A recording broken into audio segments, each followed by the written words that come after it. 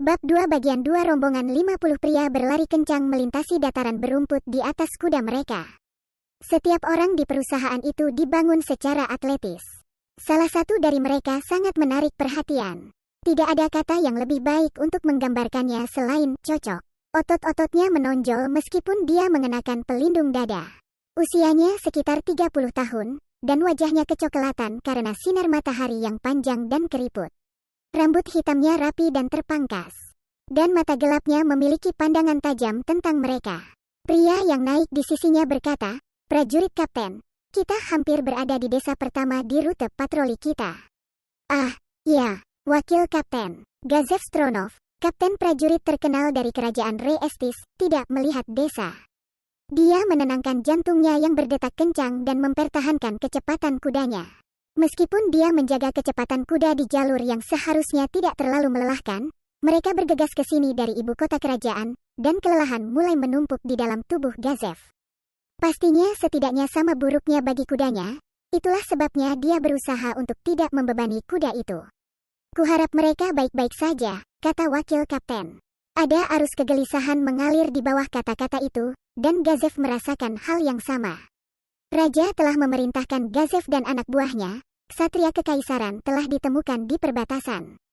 Jika laporan ini benar, segera singkirkan. Kota Erantel lebih dekat, dan dalam keadaan normal, akan lebih cepat untuk mengirim pasukan dari sana. Namun, para ksatria kekaisaran kuat dan dilengkapi dengan baik, dan ada kesenjangan yang tidak dapat diatasi antara mereka dan wajib militer rata-rata. Satu-satunya orang di kerajaan yang bisa menandingi ksatria kekaisaran adalah Gazev dan pasukannya. Namun, menyerahkan seluruh tugas kepada Gazev dan anak buahnya saja adalah puncak dari kebodohan. Sebelum Gazev mencapai tujuannya, pasukan lain dapat dimobilisasi untuk melindungi desa-desa.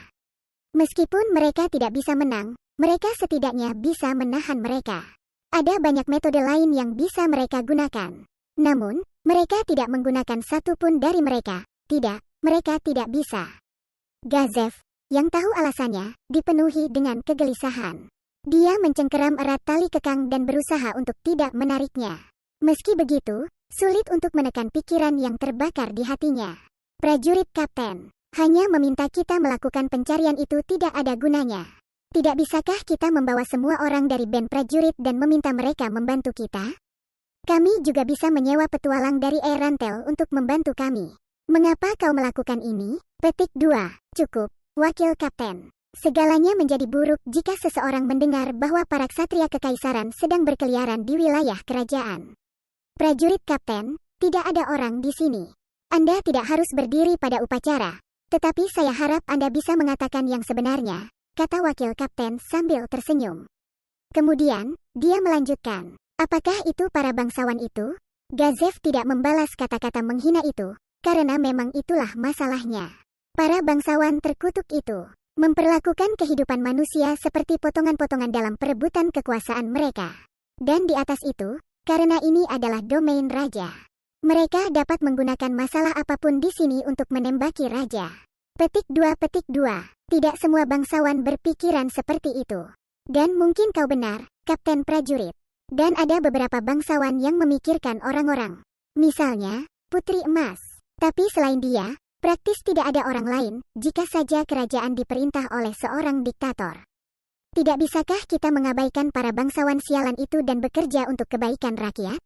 Jika kamu ikut campur terlalu kuat, itu mungkin menyebabkan perang saudara yang akan menghancurkan kerajaan. Mengingat bahwa kita sedang menghadapi ancaman ambisi kekaisaran yang meluas. Perang seperti itu akan menjadi bencana bagi rakyat jelata. Aku tahu itu, tapi biarkan saja masalah ini untuk... Suara Gazev terputus di tengah jalan. Saat matanya memandang ke depan dengan penuh perhatian. Asap hitam tebal mengepul dari belakang bukit kecil di depan mereka, dan itu bukan hanya satu atau dua bulu. Semua orang yang hadir tahu apa artinya itu.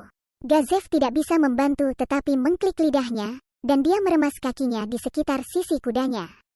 Adegan yang dilihat Gazev dan kawan-kawan yang berlari cepat tidak menyimpang dari harapan mereka. Sebelum mereka menyebarkan hamparan tanah yang menghitam, sisa-sisa desa yang hangus. Mayat beberapa rumah yang terbakar tetap berdiri, seperti batu nisan. Gazev memberi perintah dengan suara baja, Semuanya, kami bergerak. Cepat sekarang, desa telah dimasukkan ke dalam obor. Dan hanya kerangka yang terbakar dari rumah-rumah yang hancur yang memberikan petunjuk seperti apa itu sebelumnya. Bau darah bercampur dengan bau terbakar ketika seseorang berjalan di antara mereka. Wajah Gazef tenang, tanpa sedikit pun emosi. Namun, tidak ada ekspresi yang bisa menyampaikan perasaannya lebih jelas dari ini. Hal yang sama berlaku untuk wakil kapten yang berjalan di sisi Gazef. Lebih dari 100 penduduk desa tinggal di sini. 6 selamat. Semua orang telah dibunuh tanpa ampun. Apakah mereka perempuan, anak-anak atau bayi? Wakil kapten, suruh beberapa orang kita mengembalikan para penyintas ke Erantel.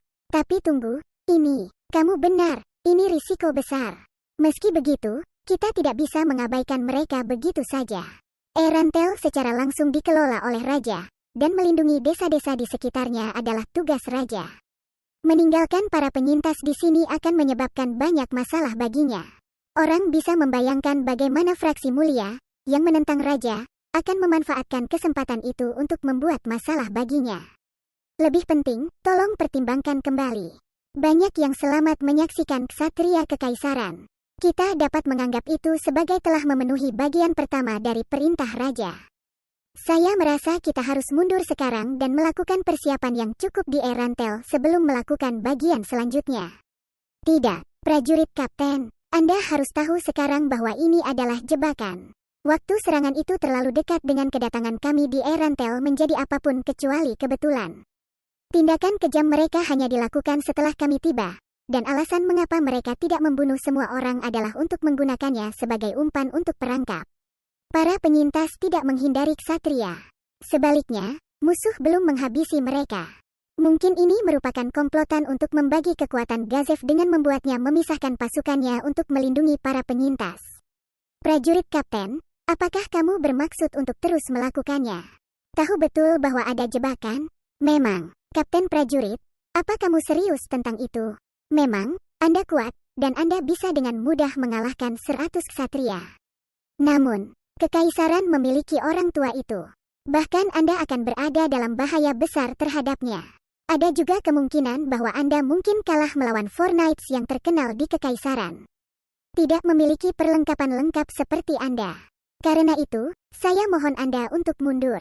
Bagi sang raja, kehilangan beberapa desa tidak sebanding dengan kehilanganmu.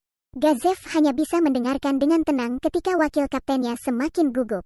Jika kita tidak akan mundur, maka kita harus meninggalkan yang selamat dan meluncurkan pengejaran dengan kita semua. Itu akan menjadi pilihan paling bijaksana. Tapi pada saat yang sama, itu berarti bahwa kita akan membiarkan mereka mati. Apakah Anda pikir mereka dapat bertahan hidup sendiri? Wakil kapten tidak bisa menjawab. Karena dia tahu peluang para penyintas itu sendiri praktis tidak ada. Tanpa seseorang untuk melindungi dan mengawal mereka ke tempat yang aman, mereka akan mati dalam beberapa hari. Meski begitu, wakil kapten berbicara. Tidak, dia harus berbicara. Petik 2. Prajurit kapten. Kehidupan Anda adalah yang paling berharga di sini. Kehidupan penduduk desa tidak ada bandingannya. Gazef sangat sadar akan keputusan menyakitkan yang dibuat oleh wakil kapten. Dan dia marah pada dirinya sendiri karena memaksanya untuk mengatakan hal seperti itu. Meski begitu, dia tidak bisa memenuhi permintaan wakil kapten. Aku terlahir sebagai orang biasa, dan begitu juga. Memang, dan aku mendaftar untuk mengagumimu, prajurit kapten. Aku ingat kamu dilahirkan di desa juga. Iya, itulah sebabnya. Kehidupan di desa itu sulit, dan kematian adalah teman tetap. Bukan hal yang aneh jika sebuah desa diserang oleh monster dan banyak nyawa hilang. Apakah aku salah? Tidak, kamu tidak. Ketika monster muncul, pangkat dan file prajurit sulit ditekan untuk menghadapinya. Jika sebuah desa tidak memiliki uang untuk menyewa petualang untuk berurusan dengan monster, yang bisa mereka lakukan adalah berjongkok dan menunggu monster pergi. Betul. Lalu, dapatkah kamu mengatakan kamu tidak menantikan sesuatu seperti ini? Bisakah Anda mengatakan Anda tidak berharap bangsawan atau seseorang yang kuat datang dan menyelamatkan Anda? Petik 2 adalah bohong untuk mengatakan bahwa aku tidak melakukannya. Tetapi kenyataannya adalah bahwa tidak ada yang pernah datang untuk membantu.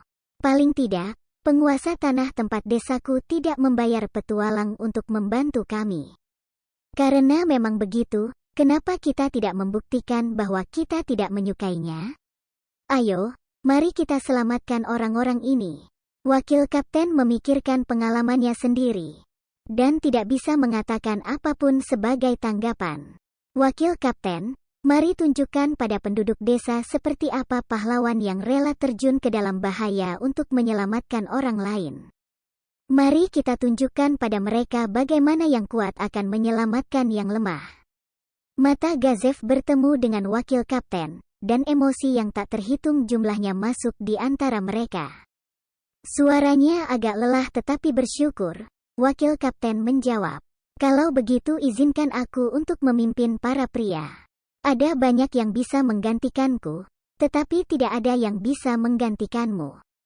Prajurit kapten, jangan bodoh. Peluang saya untuk bertahan hidup lebih tinggi. Ingat, kita tidak akan mati, tetapi untuk menyelamatkan orang-orang kerajaan. Wakil kapten membuka mulutnya beberapa kali, seolah ingin berbicara. Tetapi pada akhirnya, dia memilih untuk tetap diam. Lalu, pilih tentara yang akan mengikutimu dalam mengawal penduduk desa ke Erantel. Cahaya merah dari matahari terbenam menyinari sekelompok pria di dataran. Ada 45 dari mereka. Mereka pasti memiliki teknik kamuflase yang sangat baik mengingat cara mereka tiba-tiba muncul entah dari mana. Kemungkinan besar sihir terlibat. Jelas sekali bahwa mereka bukan tentara bayaran, pelancong, atau petualang sederhana. Mereka semua berpakaian dengan cara yang sama, dalam baju besi yang terbuat dari logam khusus, yang menekankan kekuatan pertahanan dan mobilitas. Setelah pesona, mereka lebih protektif daripada baju besi full plate. Tas-tas di punggung mereka kecil, bukan barang yang diharapkan dibawa oleh seorang musafir. Tas-tas itu juga terpesona. Sabuk mereka istimewa, dirancang untuk membawa ramuan, dan jubah di punggung mereka juga memancarkan aura sihir. Mengumpulkan banyak set item sihir ini akan menjadi tugas yang menakutkan, baik dalam hal waktu, uang, atau upaya yang diperlukan. Fakta bahwa orang-orang ini dilengkapi perlengkapan semacam ini adalah tanda yang jelas bahwa mereka mendapat dukungan dari suatu bangsa, atau yang setara. Namun, tidak ada tanda atau lencana pada mereka yang mungkin mengungkapkan kesetiaan mereka. Dengan kata lain, mereka menyembunyikan fakta bahwa mereka adalah unit operasi hitam. Mereka melihat reruntuhan desa dengan mata tanpa emosi. Meskipun bau darah dan api menggantung berat di udara, tatapan mereka yang tanpa ampun tampaknya mengatakan bahwa ini hanya yang diharapkan. Petik 2. Mereka melarikan diri. Kata-kata itu diucapkan dengan sedikit kekecewaan. Petik 2. Yah, itu hanya yang diharapkan. Kami akan terus menyerang desa untuk menariknya keluar.